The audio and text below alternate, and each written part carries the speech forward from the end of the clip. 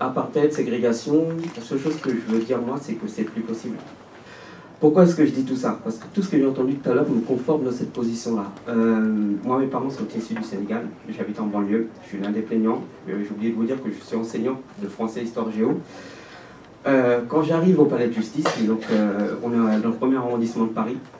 À côté, il y a la mairie de Paris, d'accord, c'est Lutèce. Corinne disait tout à l'heure, nous, quand on est à la région, ça se fait un peu de chagrin. Il n'y a pas d'équivalent à la mairie de Paris en France. Ça n'existe pas. Donc voilà, je vois, Paris est même plus riche que la région Île-de-France en termes de budget. C'est quand même grave, quoi. Moi, j'arrive là, jeune gars de banlieue, cours d'appel, je rentre. La première chose qui me frappe en tant que prof d'histoire, c'est que sur le plafond, il y a Napoléon. Donc je me dis, c'est le représentant de Napoléon qui va me juger là. C'est quand même assez important. Ensuite, passé ça, moi je rentre dans ma banlieue, je regarde un peu l'histoire et je vois il y avait les bidonvilles, d'accord, Nanterre, Gennevilliers. Il y avait les habitations bon marché, d'accord. Là, c'était peut-être un peu super quand tu quittais les bidonvilles et que tu arrivais, il n'y avait peut-être pas de baignoire, mais il y avait déjà de l'eau au robinet, c'est pas mal. Ceux qui ont eu l'eau chaude, l'eau froide, c'était encore mieux. Mais on a bien vu assez rapidement que ça n'a pas fonctionné.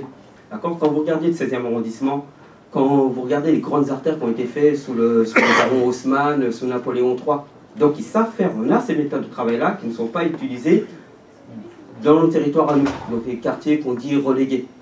Pareil, vous avez de grandes écoles, on sait former les gens, mais dans nos écoles, nous, il y a taux d'échec important, taux de déscolarisation important, et là, ça chagrine, enfin ça nous chagrine nous, les tenants du pouvoir, ça les chagrine pas trop. Tout le monde sait c'est quoi la gentrification. Prenez par exemple des Parisiens qui ont des revenus moyens, à Pantin, à Saint-Ouen aussi, qui ont un revenu moyen plus élevé que la population locale de base, d'accord?